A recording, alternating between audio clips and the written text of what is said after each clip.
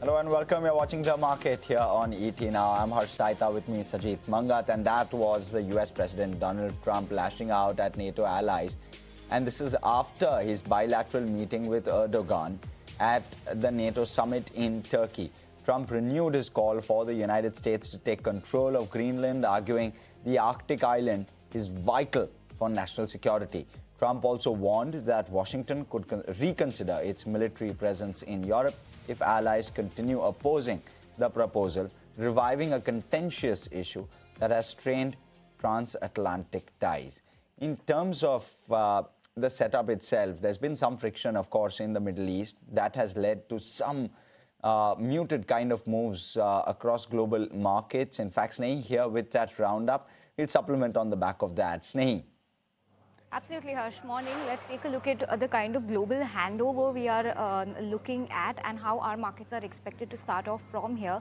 To set up the context, before we've seen the oil tussle last evening, just taking it a little bit more behind, we've seen cuts coming in on Kospi, where a circuit filter had to be put into place once again. Kospi's traded was halted momentarily yesterday because there was a rout in the chip stocks. That was expected to wash over to the Nasdaq, and that's exactly what has happened. You've got some chip and AI stocks, related stocks in the Nasdaq that were under pressure. The other reason why the overall US equities are under pressure and why Asia has also opened under so much pressure this morning is, of course, once again, ties seem to have severed between US and Iran, because US claims that Iran has attacked 3 ships in the Strait of Hormuz. US said that is intolerable. To retaliate, US has struck Iran's key infrastructure projects, and on the back of that, US has also revoked Iran's license to and its authorization to sell its oil globally. On the back of that, we've seen a spike coming in oil prices. We'll get to that in a minute, but just taking a look at what the equity impact has been. Dow is lower by 2/10, S&P 500 lower by 0.5%. But yes, the Kospi impact as well as this negative news coming in on the geopolitical front has rubbed off much negatively on Nasdaq compared to the other 2 indices. The stock to watch out for in trade yesterday was Elon Musk's new listing that has made its way to the Nasdaq 100 in record time. That's SpaceX that we're talking about.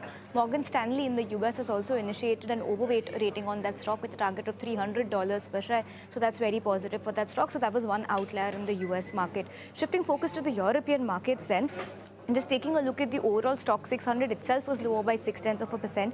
DAX under pressure by 1.4%. CAC saw cuts of about 0.5%. But you've got the FTSE. That's the FTSE that we are talking about. 0.1% uptick coming in on the FTSE right next to the DAX. So that is something that has held on to a shade of green. Let's talk about what the Asian Open this morning is looking like. Australia has opened with cuts of about 1%. Nikkei continues to be under pressure. Remember, at one time this index was positively above 72,000. Has seen a very sharp correction from there. Another 0.7% lower for the Nikkei this morning.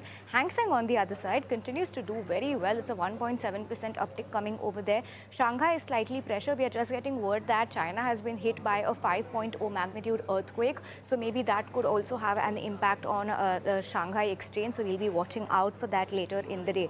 While that's on the equity front, let's talk about commodities. All this back and forth between US and Iran once again has led to a spike up in Brent and WTI prices. Brent is higher by 2.6% and has now crossed $76 a barrel. You've got WTI oil that is also higher by 2.7% and is around 72.4. Those are the updated rates when it comes to Brent and WTI. Remember, late last night in our timing, when this geopolitical escalation began once again, we saw a 5 to 5.5% spike on both of these indices. Slightly cooled off from there, but yes, continues to be around $76 per barrel for Brent. In terms of precious metals, we've seen a little bit of a cooling off coming in. Gold continues to be above 4,100, but 0.6% lower on that index. Silver is also lower by about 1.5%. 60.5 is where silver is at as we speak. While that's a handover coming in from equities and commodities, just also want to see what the US futures are up to. Not much negativity priced into the US futures right now. You've got Dow futures lower by 1/10, S&P futures flat, Nasdaq futures are nominally in the green. So at least that is what the trade setup is looking like for the US later in the day. Just taking a look at some of the important global comments that we've been tracking overnight. Most of it is from US and Iran officials. Let's start by talking about the US Central Command via social media platform X. They've said that the US Central Command forces have begun launching a series of powerful strikes against Iran to impose heavy costs for targeting and attacking commercial ships crewed by innocent civilians.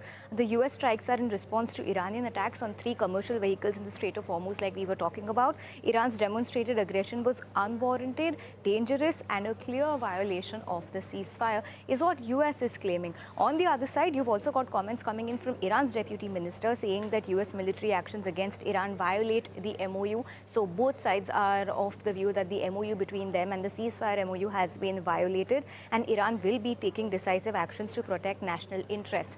What we're understanding from the agency Axios is that Trump approved the Iran strike plan while he was still at the NATO summit in Turkey. This is just something that Axios has reported. And lastly, we've also got comments coming in from Israel's Benjamin Netanyahu, who says that it is too early right now to say what is going to end up happening with Iran. And he and Trump have occasional agreements, but they see eye to eye when it comes to the bigger matters. So that sums up all the global equities, commodities, and our global comments that we've been tracking overnight. Back